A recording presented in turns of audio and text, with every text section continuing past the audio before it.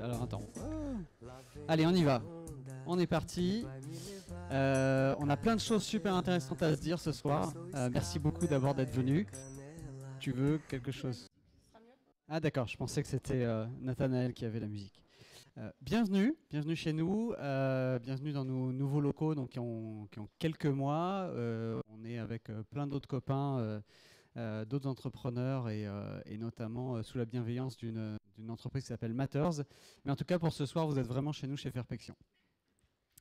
Et donc on est vraiment ravis de vous avoir. On a un peu changé le format. On fait depuis plusieurs années maintenant des conférences. On les fait avec des témoignages clients et on les fait en petit déjeuner. Et donc vous nous avez un peu mis la tête à l'envers là, ce soir en venant aussi nombreux. Donc on se dit que peut-être qu'on continuera sur un format plus after work. D'abord c'est sympa.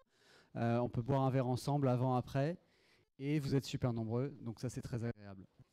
Et puis l'autre différence, c'est que ce soir, ça ne sera pas un témoignage client, ça sera une étude qu'on a produite, nous, avec nos petits bras, et beaucoup ceux d'Anaïs, qui va vous dire plein de choses passionnantes sur le sujet donc des assistants vocaux. Là, normalement, je ne vous apprends rien. Si quelqu'un pensait être venu pour autre chose, c'est pas grave, vous pouvez rester. Un petit point de logistique rapide.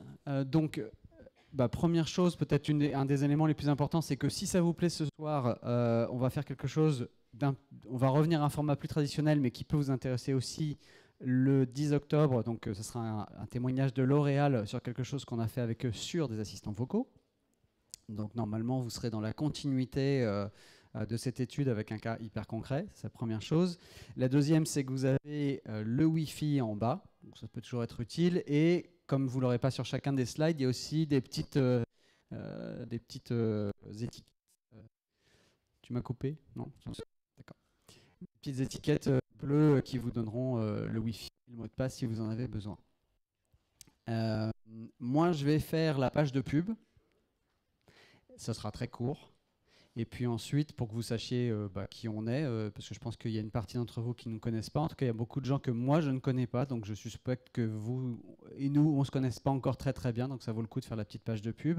Et puis ensuite, je passerai la parole à Anaïs pour parler des assistants vocaux et des attentes des Français sur ce sujet.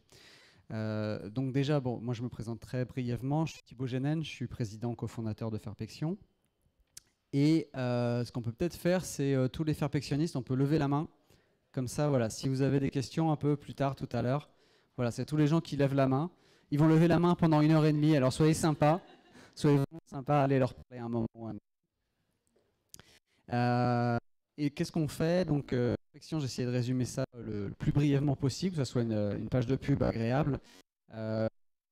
Améliorer votre UX. Ouais. C'est parce que je suis en train d'appuyer, d'accord. Exactement ce qu'Anaïs m'avait dit de pas faire, en fait, c'est ça que tu es en train de me dire. C'est parfait.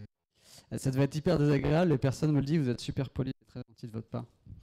En tout cas, on fait 4 choses pour vous aider à améliorer votre UX.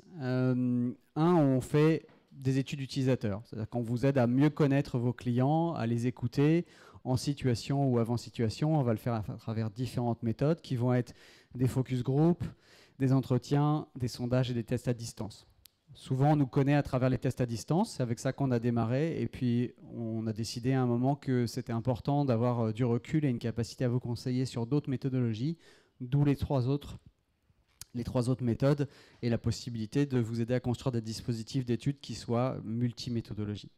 Le deuxième élément, c'est qu'on anime depuis le début une communauté de plus de 100 000 utilisateurs, alors communauté ou panel,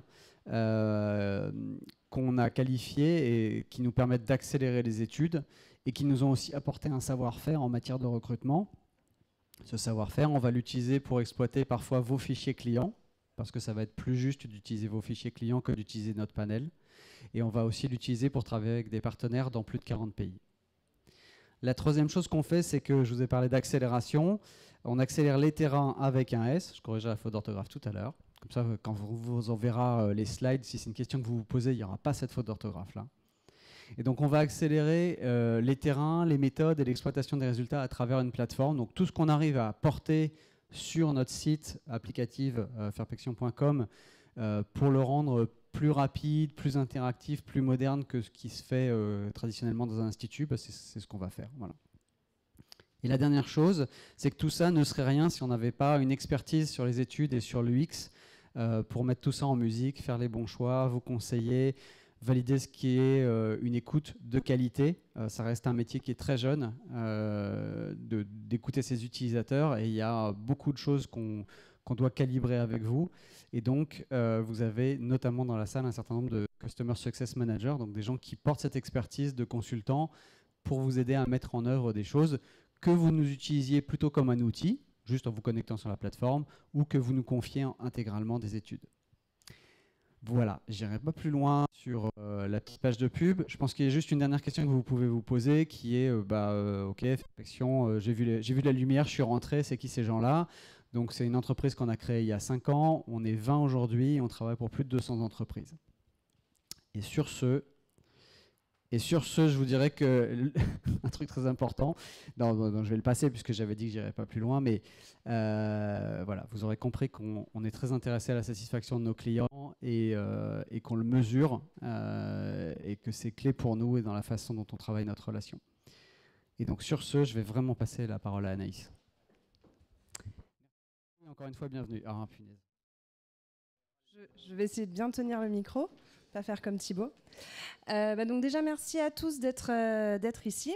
Donc on est là, comme l'a dit Thibaut, pour vous parler des assistants vocaux et pour vous présenter en fait une partie des résultats d'une étude qu'on a menée sur le sujet. L'idée de l'étude, c'est vraiment en fait de se mettre du point de vue utilisateur. Donc on va peut-être sortir un petit peu des discours développeurs, marketeurs, etc. Mais c'est vraiment pour savoir un peu la réalité de l'expérience, la manière dont elle se passe chez les utilisateurs. Donc je vais faire quelques slides méthodologiques, c'est peut-être pas ce qui vous intéresse le plus, mais c'est juste pour vous expliquer un petit peu la démarche. Donc en fait on parle d'une étude, mais en fait c'est un dispositif avec 3 études. Donc, qui a commencé en février.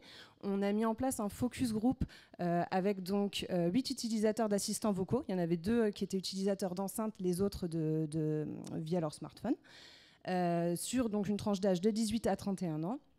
On a ensuite fait un test utilisateur à distance qui a été fait au mois de mai avec 11 utilisateurs d'assistants vocaux. Cette fois, il y en avait 9 qui étaient utilisateurs d'enceintes.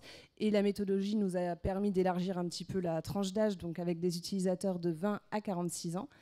Et enfin, une étude quantitative qui a été faite donc fin mai, et là auprès pas seulement d'utilisateurs, mais de 1000 personnes, 1000 Français, 1000 personnes représentatives de la population française, avec donc la méthode des quotas pour que ce soit vraiment représentatif de la population. Pourquoi en fait on a voulu combiner ces 3 méthodologies? C'était important pour nous justement d'avoir vraiment une vision d'ensemble. On a voulu commencer par un focus group parce qu'en fait on est vraiment dans un usage très nouveau. Surtout pour les utilisateurs. Et donc, c'était important d'avoir vraiment une méthodologie exploratoire, c'est-à-dire interroger les gens sans avoir d'a priori, sans commencer à les guider vers des choses et voilà, vraiment les laisser parler pour faire émerger des grands thèmes. On a ensuite voulu, on va dire, concrétiser, préciser un petit peu plus ces thèmes en faisant un test utilisateur à distance, donc via la plateforme dont a parlé Thibaut. Donc l'idée, c'était de passer un petit peu de la théorie à la pratique et puis de voir comment se passait l'utilisation en conditions réelles. Et enfin, après avoir du coup identifié plusieurs axes, plusieurs idées en phase qualitative, on a voulu mesurer vraiment ces idées auprès comme je l'ai dit, d'un échantillon représentatif de la population française. Et ça nous permettait d'avoir des résultats plus solides et extrapolables et avoir vraiment une vision plus claire du marché. Je vais passer très rapidement sur cette slide. L'idée, c'était, j'imagine que focus group, études quantitatives, au moins de nom, ça parle à tout le monde. Test utilisateur, peut-être un petit peu moins. Enfin, test utilisateur à distance, en tout cas un peu moins. Donc, c'était juste pour vous expliquer comment ça fonctionne et comment ça a fonctionné dans ce cas-là. Donc, comme le disait Thibaut, on a une plateforme. Ah, non, ça y est, c'est bon. Où plusieurs missions sont proposées. Donc, on a une communauté d'utilisateurs qui va pouvoir accéder à ces missions s'ils correspondent bien au profil recherché. Donc là, en l'occurrence, on était sur des utilisateurs d'assistants vocaux. Et une fois qu'ils accèdent à cette mission, ils ont ce qu'on appelle un petit brief, donc qui fait en général entre 1 et 10 étapes. Là, je ne les ai pas toutes mis, mais c'était juste pour vous donner un petit exemple.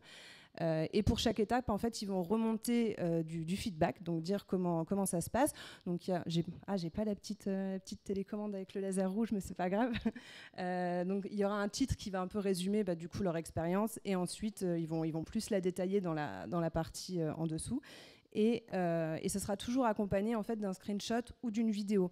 Donc là, c'est quand on est sur une expérience, on va dire vraiment digitale, sur une application, un site web. Là, en l'occurrence, sur ce test utilisateur d'assistant vocal, ils ont tout simplement remplacé les screenshots par des photos et des vidéos de leur écran par des vidéos simples, entre guillemets. Voilà, donc c'était juste pour expliquer rapidement le fonctionnement. Pour vous donner un aperçu des thèmes qu'on va aborder, donc dans une première partie, on va voir qu'on est sur un marché qui reste encore assez limité, qu'on a des usages qui sont aussi limités, et donc vraiment une pratique qui doit encore être installée, être développée. On va justement du coup quand même regarder quels usages sont faits aujourd'hui avec l'assistant vocal. On va faire un petit zoom sur quelques mises en situation donc, qui ont été faites avec le test utilisateur à distance. Et pour finir, regarder quelles sont les attentes qui peuvent exister aujourd'hui auprès des utilisateurs. Donc, tout d'abord, ce marché qui est encore limité. Donc, aujourd'hui, on parlait un petit peu la présentation avec certaines personnes, donc d'avoir des chiffres sur le taux de pénétration du marché. Aujourd'hui, il y a moins d'un tiers des Français qui utilisent un assistant vocal. Donc ça, c'était sur notre étude quantitative. Donc ça permet vraiment d'avoir une fois j'ai vraiment du mal avec ce micro, les chiffres qui peuvent être extrapolés à l'ensemble de la population. Et donc on a 28% des Français qui utilisent un assistant vocal, 20% qui le font via smartphone et 14% qui le font via une enceinte. Donc il y a aussi une petite duplication qui se fait entre les deux. Donc on a un petit peu plus d'utilisateurs sur smartphone. Après, c'est aussi à mettre en regard avec tout simplement l'équipement. Aujourd'hui, il y a environ 80% des Français qui possèdent un smartphone. Donc il y a quand même même si le chiffre est plus fort que sur enceinte, il y a quand même encore une belle marge de progression à ce niveau-là. Donc, une utilisation un petit peu plus forte sur smartphone. Par contre, ce qui est intéressant, c'est quand on zoome sur ces utilisateurs, on voit que l'utilisation est quand même plus régulière via l'enceinte que via le smartphone. Donc, on a 56% des utilisateurs d'assistant vocal sur mobile qui l'utilisent au moins une fois par jour, et ça passe à 67% quand on est sur enceinte. Donc, un marché qui est limité, comment il se... Non ? Si, ça va ? Parce qu'on est aussi en live, donc je vais être sûre que le son passe bien. Parce que moi, si j'ai pas le micro, vous m'entendrez quand même, mais sinon, ça passera pas sur la vidéo. Donc, un marché qui est encore limité et qui, pour l'instant, s'organise, on va dire, autour de 3 axes. Donc, il y a un premier axe qui reste générationnel et qui est surtout vrai sur l'usage sur smartphone. Ça va être plus intensif auprès des plus jeunes. Donc, pour rappel, on a 20% des Français qui utilisent l'assistant vocal via leur smartphone. Quand on zoome sur la population des 18-34 ans, le chiffre monte à 25%. Donc, on voit qu'il y a effectivement un usage qui est plus fort sur cette population-là. On a un deuxième axe qui est plutôt social. Ça, sans surprise, avec une population qui est encore très technophile, qui aime bien jouer. Par exemple, on avait un participant au focus group qui nous dit moi, j'ai tout d'Apple, j'ai l'iPhone, j'enregistre sur le cloud, j'aime bien évoluer et voir ce qui se fait en techno. Donc, une population qu'on va qualifier d'early adopters. Et donc, on a 40% des personnes qui utilisent un assistant vocal qui aiment, on va dire, plus que la moyenne, acheter des produits high-tech, puisque le chiffre est à 26% sur l'ensemble de la population. Le troisième axe, il va être géographique. Alors, on va être un petit peu dans le cliché région parisienne, province, mais qui en tout cas là est vrai. Donc, c'est vrai qu'on a 36%. 28%, donc pour rappel, 28% des Français qui utilisent un assistant vocal, et quand on zoome sur la région parisienne, ce taux d'utilisation passe à 36%, donc qui est un petit peu plus forte qui est même beaucoup plus forte sur la région parisienne. Au-delà de ces 3 axes, quels sont les autres, on va dire, critères différenciants ? On va déjà avoir un profil qui est un petit peu plus masculin. Donc dans la population française, on a 49% d'hommes, 51% de femmes. Quand on zoome sur les utilisateurs d'assistants vocaux, la part des hommes monte à 56%. Donc un profil plus masculin. Un profil plus famille aussi, avec des enfants, puisque là encore, on a 56% des utilisateurs d'assistants vocaux qui ont au moins un enfant de moins de 15 ans. Et donc au-delà de ce côté high-tech qu'on vient de voir, early adopters, on voit que c'est des gens aussi qui aiment bien dépenser plus pour les sorties, les restaurants, les cafés et les bars et les produits électroménagers. Donc ça, c'était une question qu'on avait posée dans l'étude quantitative où on leur avait dit, voilà, parmi les catégories suivantes, pour lesquelles aimez-vous particulièrement craquer, dépenser votre argent. Et on voit voilà, qu'ils sont un petit peu plus dépensiers que la moyenne sur tout ce qui est sorti et produits électroménagers. Un dernier point, alors qui au contraire n'est pas différenciant, mais justement ça nous semblait intéressant de le mettre parce qu'on aurait pu avoir, on va dire, se dire bah oui c'est forcément une utilisation qui va être plus forte chez CSP+, et en fait non, là, que ce soit CSP+, CSP- ou inactif, on retrouve la même utilisation, donc ce n'est pas un critère différenciant. Donc on a un marché qui est limité, on va dire en termes de profil des usagers, qui l'est aussi au niveau des acteurs, tout simplement. C'est vrai que là aujourd'hui on a quand même 3 gros acteurs qui se partagent le marché. Donc là la question c'était quel assistant vocal utilisez-vous le plus souvent, parce qu'encore une fois c'est vrai qu'il y a souvent plusieurs appareils qui peuvent être utilisés. Mais en tout cas, on retrouve vraiment les trois principaux acteurs donc, qui sont Google, Amazon et Apple. Et pour l'instant, qui sont vraiment les seuls à occuper le marché. Alors, il y a des petits nouveaux qui commencent à s'installer. Il y a Free qui a lancé sa box en août. Mais pour l'instant, on ne peut pas parler vraiment de nouvel acteur avec du poids. On reste vraiment sur ces trois-là. Et finalement, le troisième symptôme, on va dire, de ce marché limité, et qui est en fait un peu une conséquence des 2 premiers, ça va être au niveau des critères de choix. C'est vrai qu'aujourd'hui, il n'y a pas encore de critères vraiment différenciants qui sont installés, et quand on demande aux gens comment avez-vous choisi votre assistant vocal, on retombe sur des choses vraiment très basiques, à savoir évidemment le prix, et puis tout ce qui va être compatibilité avec les appareils ou les comptes qui sont déjà possédés. Et c'est aussi lié, puisque de toute façon, si on a déjà un appareil ou un compte, par exemple, avec Amazon, on va avoir un prix qui va être plus attractif pour avoir Alexa, c'est la même chose pour Google. Donc encore il y a vraiment on va dire des axes de différenciation à installer sur le marché, ça reste pour l'instant très basique. La deuxième chose à avoir vraiment bien en tête, qui est, je pense, l'enseignement, un des enseignements, si ce n'est l'enseignement le plus important de cette étude, ça va être qu'on est encore sur une pratique qui va être un peu, très bancale, même on peut dire très bancale. La première chose, c'est qu'on a une connaissance en fait des fonctionnalités qui va être très limitée. Ça passe pas le micro. Attends, c'est celui-là. Petite pause technique.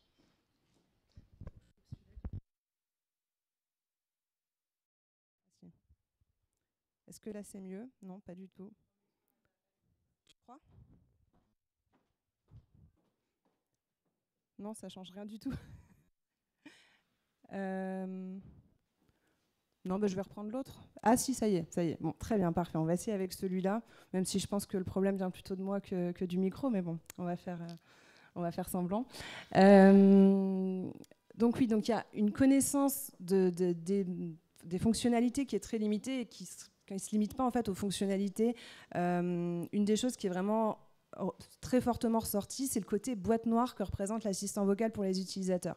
Ils ne savent pas vraiment comment ça fonctionne, qu'est-ce qu'ils vont pouvoir faire avec. Donc il y a vraiment un côté très, très boîte noire. Et je pense que c'est ce qui est ressorti, l'enseignement principal qui est ressorti dans le focus group et qui nous a vraiment, on va dire, vraiment marqué. Donc on a quand même voulu, on va dire, redéfinir bien ça donc dans l'étude quantitative aussi. On leur avait demandé aux personnes, voilà, sur une échelle de 1 à 10, est-ce que vous êtes globalement satisfait des critères suivants concernant l'assistant vocal ? Donc on voit qu'autant en déclaratif, ils trouvent que c'est plutôt simple à utiliser. En tout cas, ça ne leur pose pas de problème, ça ne les gêne pas. Par contre, ils reconnaissent très bien qu'ils ne connaissent pas du tout l'étendue des fonctionnalités et des fonctions possibles avec l'assistant vocal. Donc ils sont quand même 55%, plus de la moitié, à n'être vraiment pas satisfaits de cet aspect-là. Donc il y a vraiment un problème effectivement tout simplement de connaissance. Et qui va se refléter finalement dans les usages qui sont faits aujourd'hui. Alors on va y revenir plus tard vraiment dans le détail sur les usages, mais là c'était juste vraiment pour faire le parallèle. Effectivement, on va retrouver des actions qui sont la météo, la musique, le minuteur, la liste de courses. Mais en fait, parce qu'ils nous disent, par exemple, dans le focus group, on dit, on ne sait pas ce qu'on peut faire, donc on fait la base. Sur Internet, on trouve des astuces pour Siri, mais je ne vois pas vraiment ce qu'on peut faire de plus aujourd'hui. Donc ils se retrouvent en fait un petit peu limités par justement leur manque de connaissances. Et à ce manque de connaissances, en fait, s'ajoute aussi, c'est-à-dire que même s'ils avaient la connaissance de ce qui est possible de faire, ils n'arriveraient pas forcément à le faire et à le faire correctement. Il y a un apprentissage, on est vraiment encore une fois sur un usage très nouveau, donc il n'y a pas de process installé, de benchmark, il doit y avoir une notice d'utilisation, mais je ne suis pas sûre, pas sûre que vous dans la salle vous les lisiez. Donc eux c'est pareil. Donc ils vont fonctionner comment ? Soit par mimétisme sur ce qu'ils vont observer dans leur entourage ou dans les publicités. Là par exemple en focus group on avait une personne qui me disait le problème c'est qu'on dit ce qu'on entend dans les pubs mais en fait on ne sait pas vraiment ce qu'on peut lui dire. Donc soit par mimétisme, soit ce qui va se rapprocher par tentative et par essai et du coup par échec. Donc pour certaines personnes, elles vont nous dire moi j'aime bien apprendre en testant directement, c'est un peu comme un jeu, donc a priori ça ne lui pose pas de problème. Mais quand elle nous raconte plus en détail, Marilyn, elle nous dit quand elle répond à côté, j'essaye de reformuler ma demande, je regarde un petit peu sur Internet de temps en temps quand vraiment je suis bloquée et je me demande pourquoi elle ne répond pas. Donc on est quand même sur une expérience un petit peu frustrante et un mode de fonctionnement, on va dire, par tâtonnement qui va quand même générer de la frustration chez l'utilisateur. Donc ça, c'était vraiment, on va dire, les deux piliers un peu à avoir en tête avant de rentrer plus dans le détail des usages. C'est le marché qui est limité, ça c'est assez évident. Et puis ce côté, encore une fois, éducation qui est vraiment la clé à mettre en place pour proposer une expérience réussie aux utilisateurs. Donc, au niveau des usages actuels, donc comment ils utilisent aujourd'hui leur assistant vocal ? Peut-être si je le mets comme ça, c'est mieux ? Non ? Comme ça ? Voilà. Donc, on a essayé de voir déjà quelle était on va dire, la perception en spontanée de l'assistant vocal et surtout des bénéfices qu'ils peuvent apporter. Donc là, ce qui ressort vraiment de manière très forte, c'est le côté, c'est pratique, c'est utile, c'est simple. Ce qui est intéressant, c'est quand on regarde aussi les verbatims, je trouve qu'Alexa propose plein de petites choses simples mais agréables au quotidien, assistant pratique pour la vie de tous les jours. Donc c'est vrai que ça marque aussi un petit peu le décalage entre ce qu'on peut se dire, l'assistant vocal c'est révolutionnaire. Finalement, quand on écoute les utilisateurs, c'est bien, c'est un petit plus, mais pour l'instant, c'est pas encore la révolution dans le quotidien. Il y a un second bénéfice qui vient s'ajouter à ça, ça va être le côté sécurité, donc, qui là marche surtout pour la voiture. Donc évidemment, ça permet d'éviter de manipuler l'appareil, de rentrer les coordonnées dans le GPS et on a juste à parler à l'assistant. C'est un bénéfice donc, qui est spécifique à la voiture, mais finalement, c'est pas négligeable parce que quand on leur demande aux utilisateurs dans quel lieu ils utilisent leur assistant vocal, et là je précise qu'on avait demandé uniquement aux utilisateurs de smartphones, on voit que la voiture est quand même le deuxième lieu d'utilisation, donc c'est pas négligeable encore une fois. Et le lieu qui apparaît en première position, c'est le domicile finalement. Alors, je dis finalement, c'est pas forcément très étonnant, mais c'est vrai qu'on est encore une fois sur les utilisateurs d'assistants via smartphone, donc plutôt un device de mobilité, et finalement le lieu qui ressort très largement, c'est le domicile. Donc on a pour l'instant un usage assez sédentaire. On a posé la même question, on va dire le parallèle aux utilisateurs d'enceintes, donc à savoir dans quelle pièce de la maison se situe leur enceinte. Là, de la même façon, ce qui ressort assez fortement, c'est le salon. Donc ça peut laisser penser aussi qu'on est sur un usage qui est pas très individuel, pas personnel, mais plutôt qui va jouer sur le collectif. Alors c'est aussi l'endroit en général qui est le plus connecté, on va retrouver les box, etc. Mais c'est aussi quand même un endroit qui réunit tous les membres de la famille. Donc on a plutôt ça peut laisser deviner un usage plus collectif, voire convivial. Et sur le moment de la journée, on leur a demandé donc de la même façon à quel moment de la journée l'utilisez-vous, votre assistant vocal. Donc là, c'était que ce soit sur enceinte ou sur smartphone. Et c'est vraiment le créneau horaire de 18-21 heures qui ressort le plus. Donc ça fait plutôt écho avec ce qu'on vient de voir avant et c'est finalement le moment où les gens sont en général à leur domicile. Donc on retrouve cette utilisation le soir quand je rentre chez moi après le travail. Donc là, on vient de voir ensemble, on va dire où et quand. Maintenant, on va regarder quoi, qu'est-ce qu'ils font avec, justement avec cet assistant vocal. Donc il y avait des choses qui étaient ressorties déjà pendant la phase qualitative, comme on a vu très rapidement. Donc évidemment, il y a la météo, des choses, la musique qui ressortent, on va dire en spontané très fortement. Mais on a aussi voulu justement essayer de quantifier un petit peu ça pour voir quels usages sont finalement les plus pratiqués. Donc on avait demandé tout simplement aux utilisateurs de l'étude quantitative quelles actions réalisez-vous avec votre assistant vocal. Ça nous a permis de les classer on va dire en 3 familles. Donc on retrouvait une première famille d'usages plutôt intensifs. Donc intensifs, c'est-à-dire qu'ils sont pratiqués régulièrement, et régulièrement, donc c'est au moins 2 fois par semaine, par plus de 60% des utilisateurs. Et là, on va retrouver sans surprise la musique, la météo et tout ce qui va être petite recherche et questions sur Internet. La deuxième famille, ça va être les usages plutôt courants. Donc là, c'est pratiqué régulièrement par 40 à 50% des utilisateurs. Et là, on va retrouver donc tout ce qui est appel, message, news, actu, alarme, rappel et recherche de produits et de services à proximité. Donc tout ce qui est appel, message, alarme, rappel, on va dire sur des petites choses très simples du quotidien. Et enfin, les usages plus restreints, donc là qui vont être pratiqués régulièrement par moins de 25% des utilisateurs. Et là, on va retrouver la domotique et les achats en ligne majoritairement, et après tout ce qui va être plus marginal comme les listes, les jeux, les quiz. Alors, la domotique et les achats en ligne, c'est aussi, à mettre en perspective avec le marché actuel. C'est vrai que la domotique, ça nécessite d'avoir l'équipement qui va bien avec. Ça explique aussi pourquoi les usages sont plus restreints.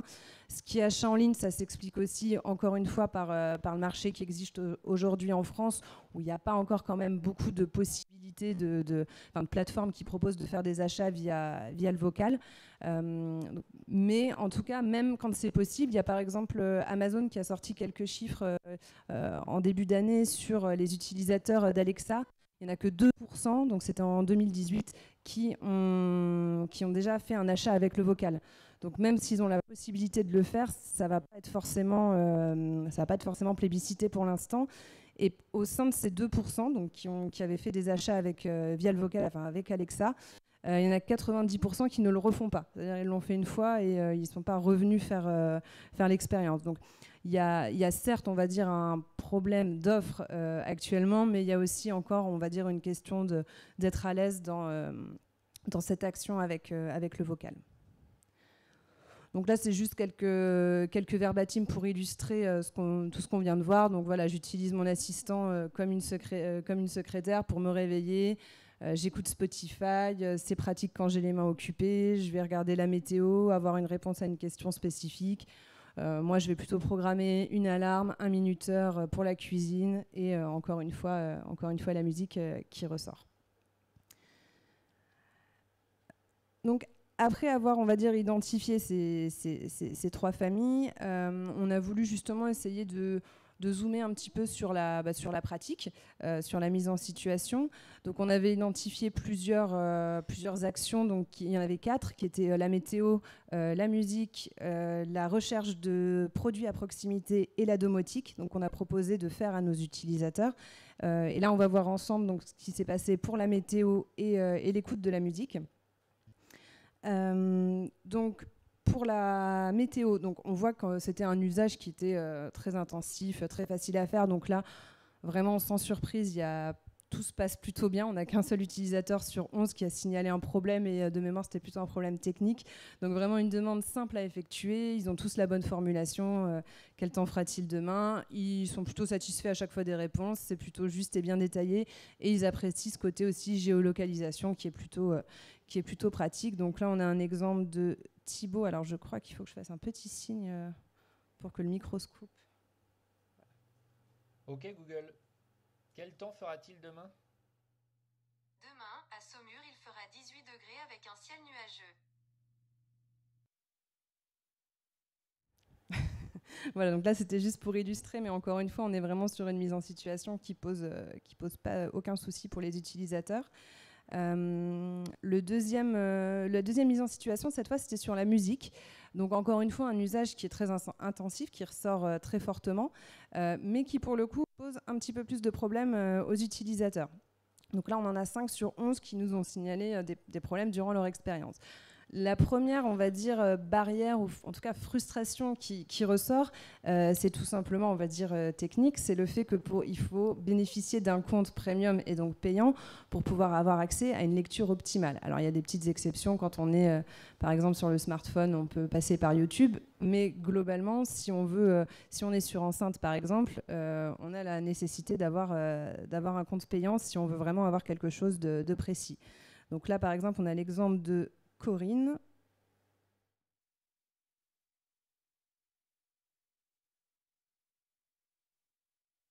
Google, mets Slimane à fleur de toi. La lecture des albums est réservée aux abonnés Spotify Premium. Essayez plutôt cette station à fleur de toi depuis Spotify. Petite sœur, je connais ta peine, ta douleur, les places qu'ils prennent. Google, mets Slimane à fleur de toi. La lecture des albums est réservée aux abonnés Spotify Premium. Essayez plutôt cette station à fleur de toi depuis Spotify. Petite sœur, je connais. Je ne vais pas laisser la musique. Donc là, bon, je ne sais pas si vous avez tous bien entendu, désolé, c'était pas très fort, mais ce qui s'est passé, c'est donc que l'utilisatrice voulait un titre précis et l'assistant lui a dit, ben non, c'est dédié au compte premium. Alors par contre, ce qui est bien, c'est qu'elle lui a quand même proposé une alternative en lui proposant une playlist sur le thème qu'elle a cru connaître. Bon, c'était pas tout à fait la même chose, mais au moins il y avait une alternative qui était proposée. Donc ça va être la première frustration sur l'écoute de la musique. La seconde, ça va être plus tout simplement sur la compréhension. Alors la compréhension, ça peut venir des deux côtés, ça peut venir de l'émetteur du message et ça peut aussi venir du récepteur. Ce qui est compliqué aujourd'hui, c'est que toutes les plateformes ne vont pas forcément informer, indiquer en tout cas sur leur base de données sur comment prononcer tel ou tel titre. Donc par exemple, si on prend l'exemple, si Spotify ne dit pas à Google Home France que Dire Straits, c'est les Dire Straits, ils vont attendre qu'on dise dire Straight. Voilà. Donc c'est pas toujours bien renseigné. Donc ça va être le problème, on va dire, côté plutôt, encore une fois, récepteur. Et puis il y a aussi tout simplement, si c'est sur un titre en anglais, les gens vont pas forcément savoir bien le prononcer. Donc là, par exemple, on a l'exemple de Tim qui essaye... Je vais demander à Alexa de démarrer un album, enfin un titre bien précis sur Spotify. Donc on va essayer.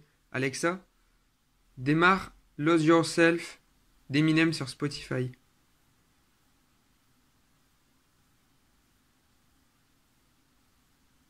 Donc là, l'assistant vocal ne comprend pas, donc on va répéter. Alexa, démarre Lose Yourself d'Eminem sur Spotify. Je ne trouve pas Love Yourself par Eminem sur Spotify. Donc là, l'album, c'est pas Love Yourself, mais Lose Yourself. Donc l'assistant ne comprend pas, ou peut-être je prononce trop mal pour lui. C'est une autre possibilité. Donc là, il ne comprend pas, donc on peut lui faciliter la tâche en disant Alexa, démarre Eminem sur Spotify. Lecture des titres par Eminem sur Spotify. Alexa, arrête. Donc là, voilà, on peut lui demander de démarrer à partir d'un artiste, d'un album, mais une question très précise par rapport à un titre qu'il aurait fait l'artiste, des fois, ça peut être complexe. Voilà, donc là, il y a deux choses intéressantes. La première, c'est que la première tentative, Alexa ne lui répond même pas, donc il reste dans l'attente. Et la deuxième, c'est qu'il dit quand même, là, on peut lui faciliter la vie à l'assistant. Et c'est quand même assez drôle parce que la logique, normalement, est plutôt l'inverse. C'est plutôt l'assistant qui est censé faciliter la vie à l'utilisateur. Voilà, donc on va dire une expérience qui peut être parfois un peu frustrante, un petit peu compliquée. Comme c'est un usage, encore une fois, comme on l'a vu, intensif, on a voulu justement faire un petit zoom sur quelle plateforme de musique était utilisée aujourd'hui. Donc, quand on est sur le smartphone, comme on l'a vu très rapidement tout à l'heure, c'est YouTube qui ressort fortement puisque ça permet un usage gratuit. Sinon, quand on est sur enceinte, il y a Spotify et Amazon qui se partagent, on va dire, qui sont les leaders pour l'instant en termes d'écoute sur le vocal. Donc Juste une petite parenthèse, donc on a aussi 2 autres cas, comme je vous le disais tout à l'heure, qui avaient été faits sur, donc plus sur la recherche de produits à proximité et la domotique. Et ça, du coup, ce sera disponible dans une version un petit peu plus longue de l'étude. Donc, la dernière partie, c'est donc voir quelles sont les attentes que peuvent avoir les utilisateurs aujourd'hui. Donc on avait posé dans l'étude quantitative qu'est-ce que vous aimeriez pouvoir faire ou faire davantage aujourd'hui avec votre assistant vocal. Et on avait volontairement mixé des items qui allaient être plus sur l'optimisation, donc plutôt transverse sur comment faire les choses mieux aujourd'hui, et d'autres items qui étaient plus des propositions de nouvelles fonctionnalités ou de nouveaux services proposés. Ce qui est intéressant, c'est que les attentes aujourd'hui, vraiment sans exception, tous les items en tout cas qui étaient vraiment sur le faire mieux sont ressortis en premier. Donc que ce soit mieux connaître l'étendue des possibilités, ce qu'on avait vu auparavant, faire des choses plus facilement, pouvoir connecter mon appareil mon assistant à plus d'appareils, avoir plus d'interaction avec l'assistant pour pouvoir affiner mes recherches et donc plus guidé, ou être davantage justement guidé dans l'utilisation sur différentes actions. Donc on voit que la réelle attente aujourd'hui, elle est vraiment à ce niveau-là, c'est sur faire plus facilement, faire mieux, et du coup pouvoir avoir une expérience, on va dire, plus simple et plus facile. On leur a quand même demandé s'il y avait des secteurs où vraiment il y avait des attentes très désagréable ce petit bruit, où il y avait des attentes un petit peu plus fortes. Donc on avait demandé parmi les activités, les secteurs suivants pour lesquels aimeriez-vous pouvoir utiliser ou utiliser davantage votre assistant.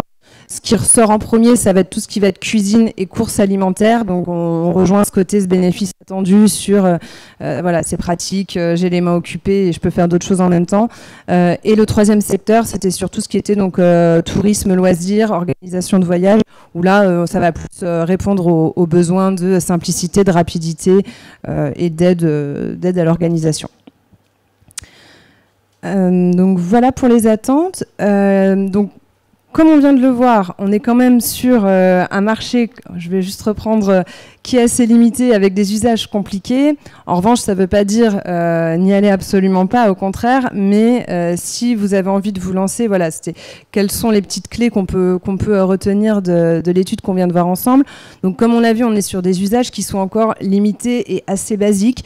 Donc pour l'instant, ça ne sert à rien de vous embêter à proposer une expérience hyper complexe avec 20 fonctionnalités.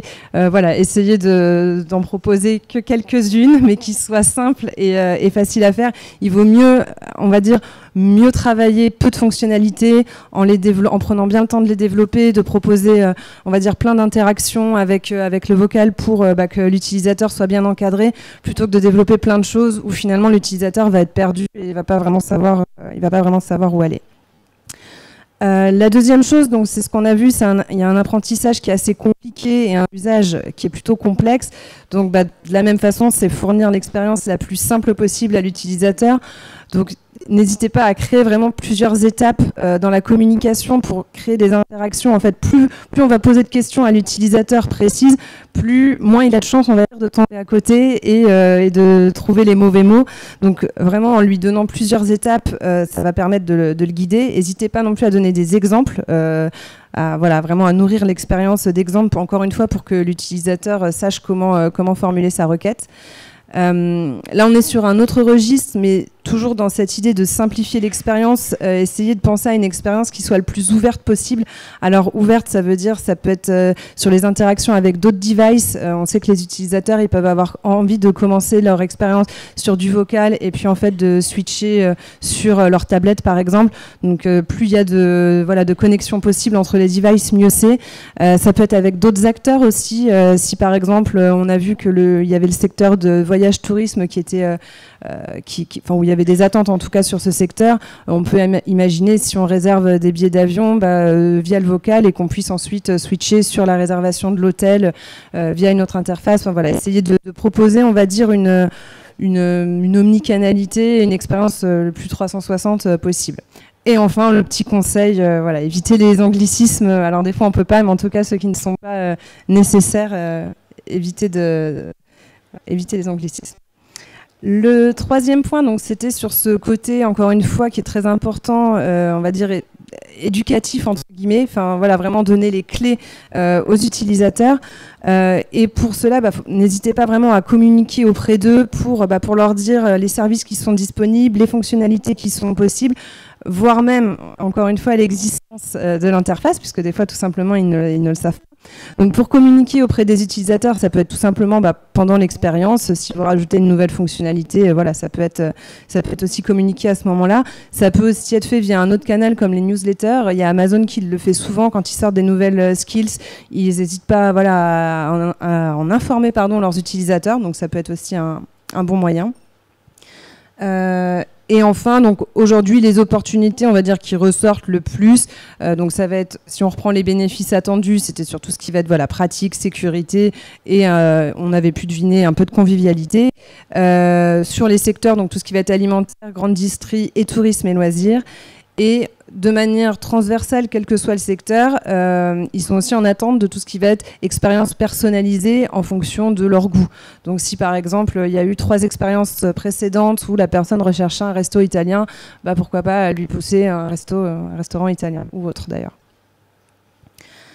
Donc voilà pour les quelques conseils. Si vous souhaitez en savoir plus, il y a une version premium aussi qui est proposée, donc qui inclut 25 slides supplémentaires, un accès à notre plateforme et donc à l'ensemble du test utilisateur, donc avec toutes les vidéos, les feedbacks utilisateurs, des résultats qui seront plus détaillés issus de l'étude quantitative, donc sous forme de tri Excel. Donc ça, c'est pour ceux qui aiment bien s'amuser à faire des petits tableaux croisés dynamiques. Voilà, si vous voulez vraiment avoir accès à l'ensemble des données, c'est possible.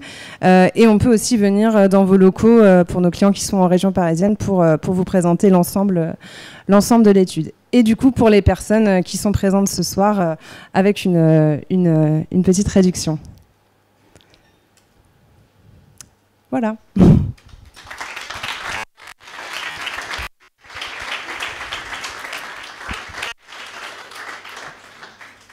Et évidemment, si vous avez des questions, on est là d'y répondre.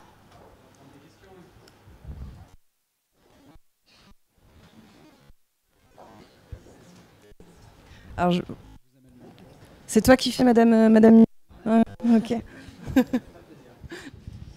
Merci pour la présentation. En tout cas, moi j'avais une question plus sur la confidentialité des données, parce qu'on a fait nous une étude récemment sur les assistants vocaux dans notre entreprise chez Thalys, et c'est vrai qu'il y avait toute cette dimension qui montait et qui les freinait en réalité dans leur utilisation et dans l'achat d'enceintes connectées. Est-ce que vous aussi du coup c'est remonté ? On l'a pas.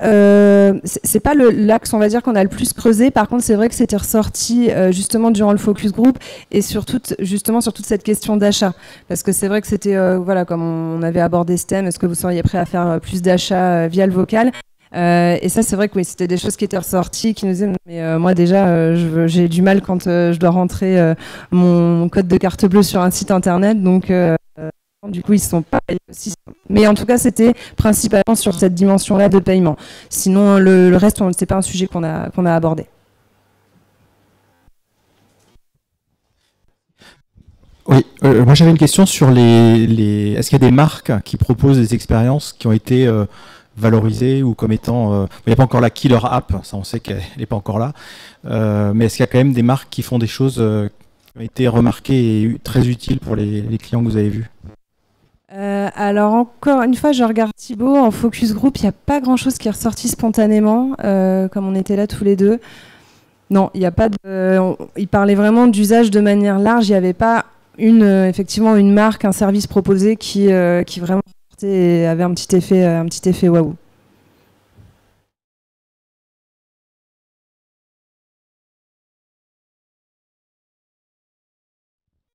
Moi, je voudrais rebondir sur la question sur la confidentialité. Vous avez dit qu'ils n'étaient pas à l'aise avec le fait de donner leur carte de crédit, mais qu'est-ce qui fait qu'ils ne sont pas à l'aise en fait, par rapport à un site web ? C'est quoi la relation qu'ils entretiennent ? C'est une bonne question. Honnêtement, je vais plus donner mon point de vue parce qu'encore une fois, c'est pas forcément quelque chose qui a été, qu'on a approfondi, mais c'est tout simplement, en fait, on est sur un usage nouveau.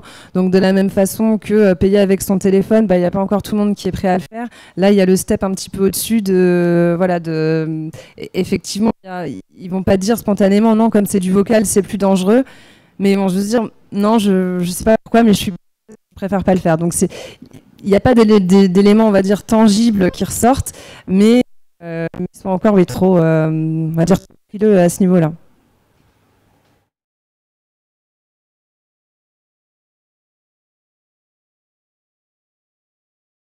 Oui, je reviens justement sur cette question par rapport à ce sentiment de ne pas être à l'aise. Est-ce que ce sont des gens qui sont quand même à l'aise sur smartphone pour payer? Parce que c'est aussi un frein de payer sur smartphone. Encore une fois, de toute façon, on était sur des utilisateurs d'assistants vocaux et c'est vrai que comme on a vu au début de la présentation, de toute façon, ils ont quand même un profil qui est plutôt early adopter, plutôt à l'aise, pardon, pas agile avec les technologies. Donc oui, dans tous les cas, c'est des gens qui sont quand même assez à l'aise sur le digital et sur les différentes interfaces. Oui, non, mais encore une fois, alors de la même façon, hein, j'ai pas les données exactes, mais encore une fois, c'est pas un point qu'on a forcément approfondi, mais parmi les critères de recrutement, c'était de toute façon des gens qui étaient plutôt à l'aise avec le mobile, qui pouvaient faire des achats, qui pouvaient, voilà, qui étaient encore une fois plutôt un profil plutôt early adopters. Vous êtes je note que vous êtes plus à l'aise que nous avec les micros, donc la prochaine fois, on fera intervenir vous plutôt qu'Anaïs et moi. Bonjour, moi c'est complètement un autre sujet. Est-ce que vous... Pas de problème. Est-ce que vous pensez combien en incluant éventuellement les personnes déficients visuels, sachant qu'ils sont à peu près la population la plus adepte à utiliser ce genre de service. Il me manque le mot le plus important, je pense. D'accord, ok. Oui. J'avais pas entendu, je sais ce que c'est. Alors c'est pas prévu, mais effectivement c'est un bon point aussi. C'est pas prévu pour l'instant, mais pourquoi pas. On peut se noter ça. En tout cas, ce qui est certain, c'est que nous, ça nous a énormément intéressé de faire cette étude déjà. Et on aime en fait, fondamentalement, si on a créé cette boîte, c'est aussi parce qu'on aime écouter les utilisateurs, comprendre ce qui se passe avec les nouveaux usages. Donc il y aura d'autres sujets. Je trouve que c'est une excellente idée de se dire qu'on puisse reprendre certains sujets, mais de les revoir d'un autre point de vue ou du point de vue d'une cible spécifique. Et en plus, on a certains de nos clients qui nous challengent sur une cible comme celle des malvoyants, parce que c'est très compliqué à recruter. Donc c'est d'autant plus intéressant. Alors, je crois que monsieur...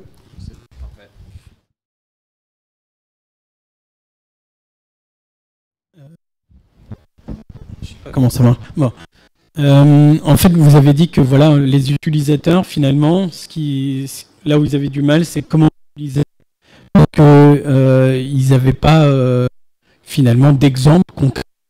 Donc, est-ce que la faute des entreprises, celles qui utilisent local,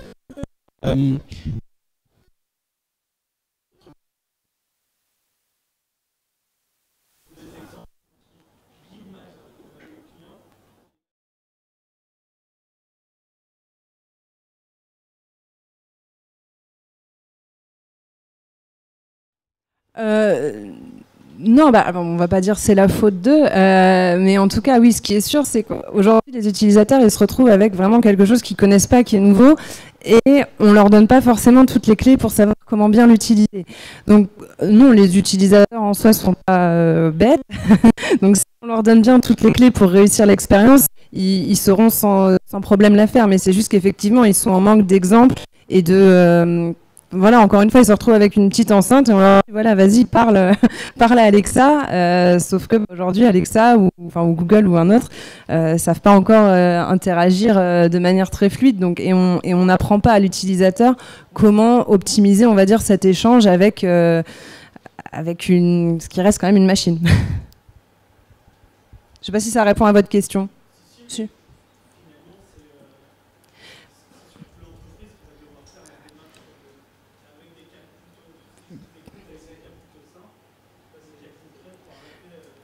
Complètement.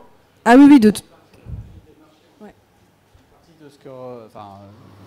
peut-être vous le saviez déjà ou c'est révélé par l'étude. Ah, je récupère le micro, c'est merveilleux. Alors les capteurs sont plus en avant, donc normalement je suis pas censé capter, mais bref, il y a une opportunité pour les entreprises à être ceux qui éduquent. Et pas simplement ceux, comment dire, ça dépasse le simple fait d'avoir une réussite de cas d'usage de j'ai milliers d'utilisateurs de mon service, d'expliquer, va permettre de positionner les marques sur ces sujets-là. Effectivement, c'est vraiment les marques qui ont tout à faire à ce niveau-là. Et comme on l'a dit, l'éducation, là, de ce qui ressort de cette étude, c'est que c'est vraiment la première chose et l'élément clé à mettre en place pour les utilisateurs. Merci. Ouais. C'est compliqué au niveau de la phase d'éducation parce que du coup, aujourd'hui, lorsqu'on met en place du coup une application vocale, il y a le store Google qui permet du coup de représenter du coup toutes les fonctionnalités, mais qui est très peu connu des utilisateurs. Amazon pareil. Quand on design une application mobile, il y a l'interface, donc c'est assez simple de mettre un tuto ou bien un onboarding assez rapidement. C'est même au niveau de l'apprentissage. C'est à partir de là que l'apprentissage se fait. Mais vocalement, quand on design une application vocale, on n'a pas le temps de tout dire. Donc en fait, dès qu'on a le service, on va pas lui dire demandez-moi par exemple si ça. Et après, on perd le client. Je sais pas ce que vous pensez de ça du coup. La phase d'éducation, elle est très compliquée à mener d'un point de vue vocal en fait. Oui, en fait, le truc, c'est qu'on revient aux éléments de simplicité. En fait, vous communiquez sur des exemples, et deux, en fait, il faut que les cas d'usage soient ultra simples, parce que comment dire, segmenter étape par étape, de façon à passer avec succès chacune des étapes. Mais justement, on va passer la parole à Charles, puisque spécialiste. Je t'introduis comme spécialiste du sujet. Juste pour en fait, je trouve que les assistants vocaux dont on parle, Google Assistant, Siri, qui possèdent quelques fonctions chacun, effectivement, mais en fait, c'est comme si on mettait Safari ou Chrome sans site web. Et effectivement, il reste énormément de contenu et d'applications à créer par les tierces pour que les usages se développent. Et effectivement, ils sont très limités aujourd'hui parce qu'il y a peu de personnes qui ont investi ce champ-là, mais voilà, pour résumer, pour moi, c'est comme si on mettait un navigateur web sans site. Ouais, je trouve que c'est un très bon exemple. Et juste du coup, pour faire le lien, effectivement, je pense que je ne sais plus quand est arrivé Internet, mais si on a mis aux utilisateurs, voilà, vous avez un navigateur, allez-y, cherchez quelque chose. J'imagine que les premiers, ils n'ont pas trop dû savoir quoi taper dans la barre de recherche. Et là, finalement, c'est un petit peu là. Et en fait, ça s'est fait. Les annonceurs ont commencé à communiquer tout simplement sur leur site web. Et là, c'est un petit peu la même chose, en fait. C'est que si on ne communique pas plus sur l'existence et le fonctionnement des assistants vocaux, les utilisateurs, ils vont se retrouver avec la machine, mais ils ne vont pas savoir quel jeton mettre dedans.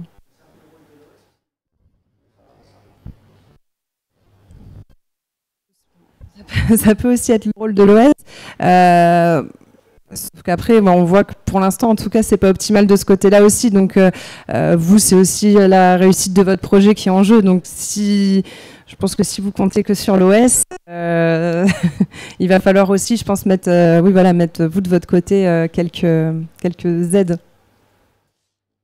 Peut-être pour retourner, élargir le débat et vous retourner la question. Il y a certains d'entre vous, j'imagine, qui travaillent et ont travaillé sur le projet. Est-ce que vous êtes surpris par certains des résultats? Est-ce que ça vient alimenter vos réflexions, etc., etc.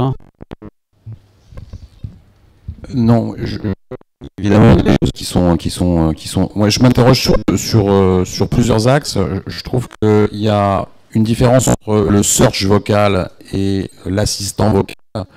Alors on le voit pas beaucoup dans l'étude, et j'imagine que l'étude des données à plat pourrait nous donner des indications sur le type de recherches qui sont faites ou le type de questions qui sont posées à un assistant vocal, Alexa, versus j'utilise Siri sur son téléphone, avec un écran quand même, qui renvoie une image, et donc ça donne aussi un autre axe de réflexion qui est les assistants arrivent avec maintenant, la prochaine génération vont arriver avec des écrans, et donc ça engage aussi, quand on développe ce type d'application, d'autres types de réflexions. Et j'imagine que je verrais bien la V2 de cette étude qui réussirait à splitter entre les différents devices utilisés dans le cas d'écran, dans le cas sans écran, et d'analyser le type de recherches qui sont faites plutôt.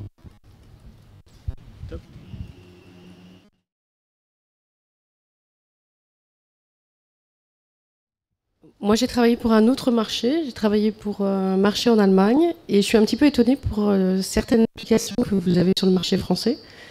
Entre autres, ce qui est très développé, c'est l'achat de tickets, par exemple, l'équivalent de la SNCF, grâce à Alexa. Ça veut dire qu'on dit il est quelle heure, est-ce que j'ai encore le temps de prendre mon train, et tous ces tickets peuvent être achetés en ligne. En plus de ça, c'est un marché qui est plus développé au niveau de la domotique. Donc les éclairages, les réfrigérateurs, qu'est-ce que vous avez encore? Et maintenant, vous avez aussi des enceintes comme par exemple Sonos, où Alexa est intégré. Donc en fait, la différence dans les marchés que je vois sont plutôt sur des entreprises qui ont utilisé l'opportunité de proposer ce type de service et se sont placés pour vendre leurs tickets, et aussi une pénétration plus importante au niveau de la domotique.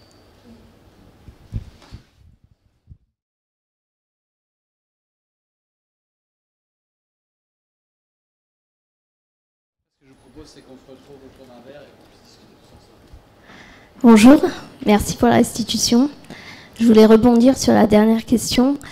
Moi, ce qui m'intéressait, c'est de savoir si vous avez fait une différence entre ceux qui utilisent des applications natives, Google Home et Alexa, versus ceux qui font appel à des marques, et comment sont perçues ces expériences par des marques. Est-ce qu'il y a des cas d'usage qui se détachent? On en a parlé un petit peu à la fin.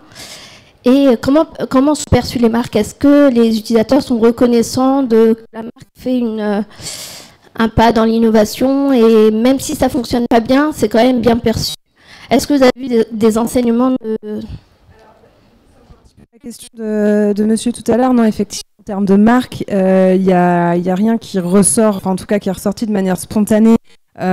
Donc nous, c'est pas quelque chose qu'on a creusé ensuite, étant donné que, voilà, vraiment la perception, on va dire, spontanée des utilisateurs, c'est plutôt des expériences transverses. Ça va être, je mets comme on a vu, voilà, la météo, la musique. Alors là, il y a une petite exception sur la musique parce qu'encore une fois, comme ils payent, ils savent très bien quelle est la marque derrière. Mais à part ça, sinon, non, il n'y a pas. Même la météo, ils vont pas utiliser Météo France ou autre. Voilà, pour eux, c'est la météo. Donc, on est vraiment sur l'expérience générale et il n'y a pas encore de notoriété, d'expérience de marque qui se détache du lot pour l'instant.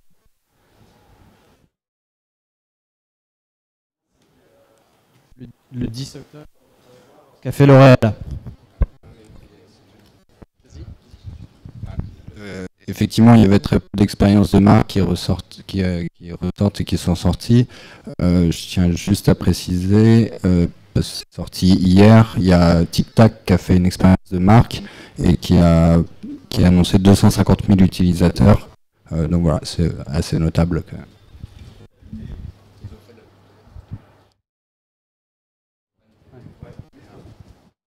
Ça fera partie de la démarche d'évangélisation, de toute façon, la communication. Eh bien, on vous remercie très chaleureusement pour tous ces échanges, qu'on vous propose de continuer ensemble autant que vous le souhaitez. Nous, on sera là jusque vous voudrez. Et puis, au moins Anaïs, c'est Anaïs qui ferme ce soir. Et puis, on vous retrouve avec plaisir éventuellement le 10 octobre pour quelque chose de similaire, mais cette fois avec le cas concret de L'Oréal et donc un exemple de marque justement. Merci.